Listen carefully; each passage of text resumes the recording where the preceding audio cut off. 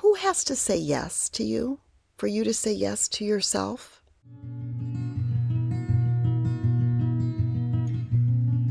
Welcome to A Beautiful Fix. I'm Tracy Hill. Each week we'll dive into the latest thought gem, recharging and reconnecting with what lights you up and makes you feel alive. Let's discover your next beautiful fix together. Hey, real quick before we dive in, you're powerful. And sometimes you just need someone to remind you what's already in you. That's what human design does. It's the difference between guessing and knowing. So you can stop searching outside yourself and start trusting the answers within. I promise you they're there. Grab your free chart at abeautifulfix.com, and when you're ready to go deeper, book a one-to-one session with me. All right, let's get into the episode. I want to ask you something. Who are you waiting for permission from? Who are you waiting for permission from to take that trip, to change your career, to take a cooking class, hell, to go to Paris to take that cooking class, take a dance class, write that book you've always had in you?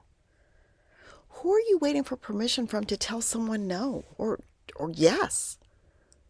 To walk away, to open that door or raise your hand to go for the promotion, to get up and walk out of that room, to walk in the room with your head held high and your shoulders back, to leave the group chat. You know, that chat that is just so irritating. There's always that one person, that has something to say. Yeah, that one, to just leave it.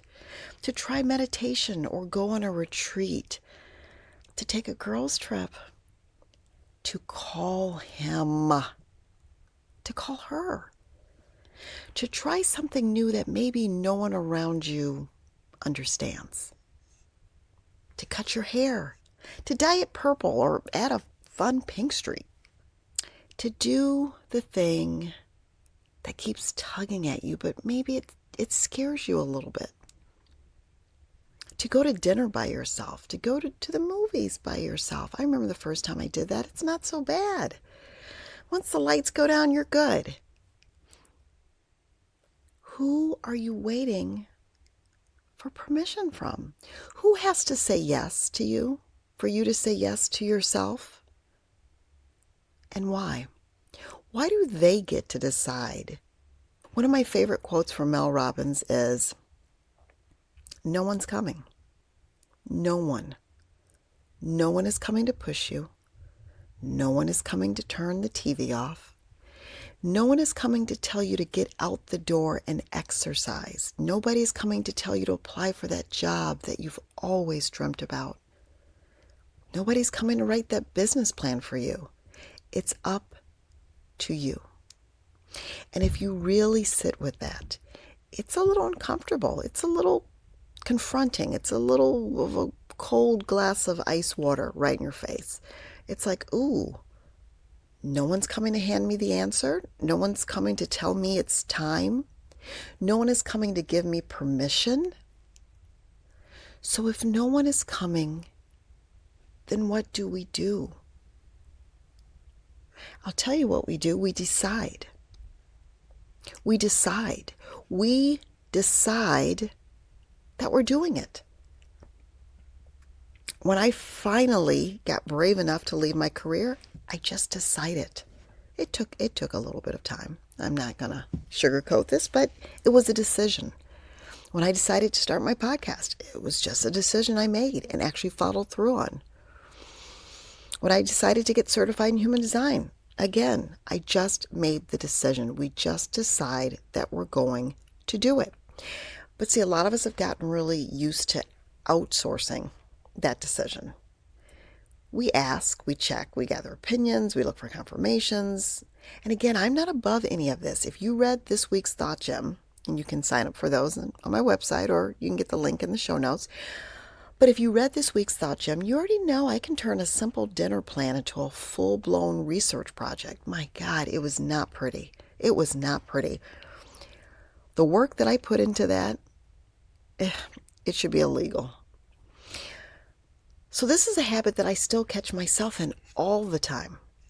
But if you can just zoom out with me for a second, because this really isn't just about dinner. So you see, research, it actually shows that women are more likely to seek external validation before making decisions, especially when it comes to things like identity or career or relationships. We're more likely to ask for input or second guess ourselves or, go with the consensus and then wait for some kind of signal that tells us we're on the right track. There's actually a Harvard Business Review study that found that women tend to underestimate their readiness and wait until they meet nearly 100% of qualifications before going for something. While men, they apply when they meet about 60%. Someone recently, they recently shared a quote with me: be as confident as a mediocre man. Now, I'm not male bashing. You guys know I have 4 beautiful, gorgeous sons. Love men. This is not about male bashing. This is just about pointing out how sometimes we make ourselves, crazy. Whereas men will just go for it. So none of this is really random. It's conditioning. In human design, we call it conditioning. We've been taught to be thoughtful or responsible or to consider everyone else's opinions, to get it right. And somewhere in there, we just started to believe that someone else might know better than we do. But here's the thing. Clarity, it comes from self-trust. And self-trust is built. It's like a muscle we have to exercise. It's not something you just wake up one day and you just suddenly have. It's built in the small moments, the small little daily decisions that you make, because every time you listen to yourself, you follow through on something that feels right, you stop over explaining, you choose something without polling 5 people first, you build evidence. And then over time, that evidence turns into trust. This is all another reason why I love human design, because it gives you a way to understand how you are meant to make decisions that are in alignment with you and your energy. Your authority is what they call it. It's your internal guidance system. Mine happens to be emotional. And anyone who knows me knows I can be emotional. My emotions, they're a big part of who I am. And since that is my authority, it just means that I don't get to decide in the moment. I have to feel things out. I have to ride the wave of my emotions. I have to wait for neutrality. I have to just give myself a little bit of space and time. And if something still feels like a yes after time, then it's a yes. And other people have sacral authority. Now, this is the one I'm a little envious of because it's immediate. It's in the moment. It's in the body. It's a gut response. And then some have splenic authority. It's quiet and it's that subtle knowing. It only speaks once and then it gets quiet. There's several more authorities, but the point is you have a way. Your body has a way, and most of us were just never taught to trust it. So instead we trust Google or the group chat or other people's opinions. Maybe it's what makes sense on paper or what looks good, what feels safe, what feels familiar. And we end up disconnecting from the one thing that actually knows us, our bodies. So I'll bring this back to you. Where are you still waiting for permission? I want you to think about that. And this week I'll invite you to just try something.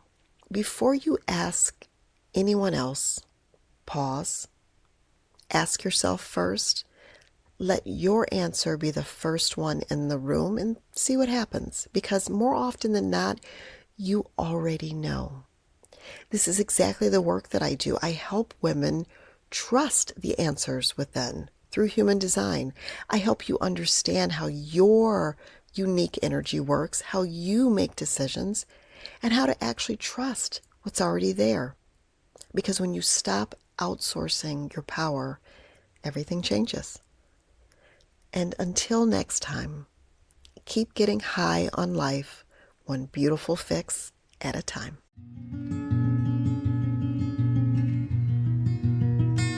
Thanks for listening to A Beautiful Fix. If you enjoyed today's episode, be sure to subscribe and leave a quick review to help others find us.